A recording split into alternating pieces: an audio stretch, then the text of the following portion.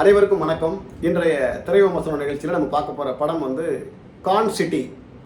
இந்த படத்தோட கதையை பற்றி பார்த்தோம்னா, படத்தில் ஹீரோ வந்து மின்சார வாரியத்தில் வேலை செய்கிறாரு. அவருக்கு நிறைய கடன் பிரச்சனைகள் இருக்குது. இவரால் ஒழுங்காக வீட்டு வாடகை கட்ட முடியல, லோன் கட்ட முடியல, இஎம்ஐ கட்ட முடியலன்னு கஷ்டப்பட்டுட்டு இருக்காரு. இந்த மாதிரி நேரத்தில் இவருக்கு உதவி செஞ்ச நிறைய பேர் வந்து டைட் பண்ண ஆரம்பிச்சிடாங்க. எப்படா வாங்க நான் காசை திருப்பி கொடுக்க போகிறேன், உனக்கு அறிவு இருக்கா இல்லையா, சோத்தில் உப்பு போட்டு சாப்பிட்றேன் இல்லையா, அந்த மாதிரி வீட்டு வாசல் வந்து கத்தின உடனே மன உளைச்சல் அடைஞ்சு என்ன பண்ணணும்னு தெரியாமல் தான் வேலை செய்கிற மின்சார வாரியத்திலே ஒரு குறிப்பிட்ட தொகையை கையாடல் பண்ணிடுறாரு. இந்த நேரத்தில் ஒரு நண்பர் வந்து மச்சான் கொண்ட ஒரு 2 லட்ச ரூபா இருக்குது, இந்த பணத்தை நம்ம வட்டிக்கு விட்டோம்னா 1 லட்ச ரூபாய்க்கு 20,000 வட்டி கொடுக்குறாங்க, ஒரு குறிப்பிட்ட நாளில் இது டபுள் ஆகிருண்டா அப்படின்னு ஆசை தோணுன்னே ஒரு அந்த 2 லட்ச ரூபாய்க்கு கொடுத்தது மட்டும் இல்லாமல் நிறைய பேர்கிட்ட பணத்தை வாங்கி அவர்கிட்ட கொடுத்து முதலீடு பண்ணிடுறாரு. ஒரு 10 கோடி ரூபா லம்பாக சேர்ந்துருது. இந்த நேரத்தில் இன்னொரு நண்பர் வந்து என் பிஸ்னஸ்க்கு ஒரு 10 கோடி ரூபா தேவைப்படுது, இதை கொடுத்தேன்னா 2 நாளில் நான் 15 கோடியாக திருப்பி தருவேன் அப்படின்னு சொன்ன உடனே இவருக்கு ஆசை அதிகமாகிடுது. பரவாயில்ல, நம்ம லைஃப்பில் வெல் செட்டில் ஆகிடலாம் அப்படின்னு சொல்லி அந்த 10 கோடியை தூக்கி கொடுக்குறாரு.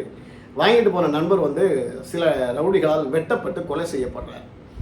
இப்போ அவருடைய பணம் லாக் ஆகிடுச்சு. மின்சார வாரியத்தில் இவர் திருட்டை கண்டுபிடிச்சிட்டாங்க. இன்னும் இவர்கிட்ட முதலீடு பண்ண நிறைய பேர் எனக்கு எப்போ பணத்தை கொடுப்பேன் அப்படின்னு சொல்லி டார்ச்சர் பண்ண ஆரம்பிச்சிட்டாங்க. இது பெரிய பிரச்சனையாகி போலீஸ் கேஸ் ஆகி இவரை அரெஸ்ட் பண்ணிட்டாங்க. அங்கே போலீஸ் இவரை அடித்து கேள்வி எடுக்கும்போது போலீஸை அடித்து தாக்கிட்டு தப்பிச்சு வராரு. இங்கே வந்து பார்த்தா இவருடைய பையனை ஒரு கும்பல் கடத்திடுறாங்க. இப்போ பையனை காப்பாற்றினாரா, வாங்கினவங்களுக்கு பதில் சொன்னாரா அப்படின்றதான் படத்துடைய கதை. இந்த படம் ஷூட்டிங் ஆரம்பித்த நாளில் இருந்தே ஒரு பயங்கர எதிர்பார்ப்பில் இருந்துச்சு. ஏன்னா நிறைய ஆர்டிஸ்ட் இருக்காங்க. அண்ணா பெண்ணு, வடிவுக்கரசி, யோகி பாபு, விடிவி கணேஷ், ராதாரவி அண்ணன், அர்ஜுன் தாஸ், இந்த மாதிரி நிறைய ஆர்டிஸ்ட் இருக்கனால நல்ல ஜனரஞ்சகமாக இருக்கும், காமெடியாக இருக்கும், உட்காந்து ரசிக்கலாம் அப்படின்ற ஒரு பயங்கர எதிர்பார்ப்பில் இருந்துச்சு. ஆனால் அந்த எதிர்பார்ப்பை திருப்திப்படுத்தா இல்லையா அப்படின்றத நம்ம படம் பார்த்தா தெரிஞ்சுக்கணும். அர்ஜுன் தாஸ் அவர் கொடுத்த வேலையை கச்சிதமாக பண்ணியிருக்காரு. பட் இருந்தாலும் பல இடங்களில் ஏனோதானன்று இருக்க மாதிரி இருக்குது.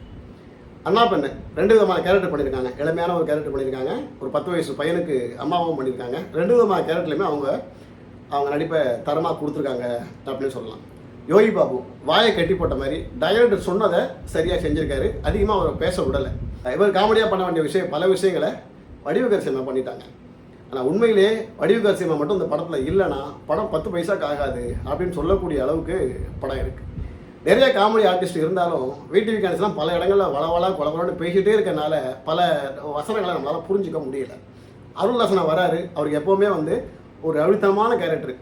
பட் அவருடைய கேரக்டர் வந்து பெருசாக மனசில் நிற்கலை. 4-5 இடத்துல வந்தாலும் ராதாரவேணனோட ஆக்டிங் வந்து ரொம்ப பிரமாதமாக இருந்துச்சு. எல்லாருடைய ஆக்டிங்கை விட வடிவுக்கரசு ஆக்டிங் பெஸ்ட்டாக இருந்துச்சு. அதாவது சமீப காலங்களாக அவங்கள படங்களில் யாரும் நடிக்க கூப்பிட்றதில்ல. ஆனால் இந்த படம் சக்ஸஸ் ஆகிட்டா கண்டினியூ நிறைய படங்களில் வடிவுக்கரசியமாக பார்க்கலாம். அவங்களுடைய அனுபவம் இந்த படத்தில் முழுமையாக தெரிஞ்சிச்சு. ஒவ்வொரு டைலாக்கையும் அவங்க காமெடித்தனமாக சொல்லும் பொழுது பல இடங்களில் கைதட்டல் வந்துச்சு.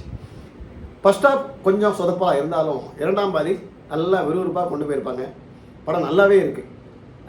குடும்பத்தோடு உட்காந்து ரசிக்கும்படியாக படத்தை பண்ணியிருக்காங்க.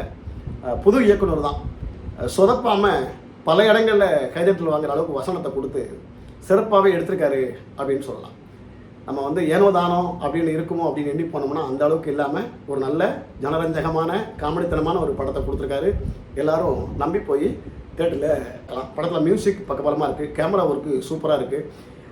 2-3 விதமான கெட்டப்பில் அர்ஜுன் தாஸ் வராரு. பட் இருந்தாலும் நம்மளால் அதை ஏற்றுக்க முடியல.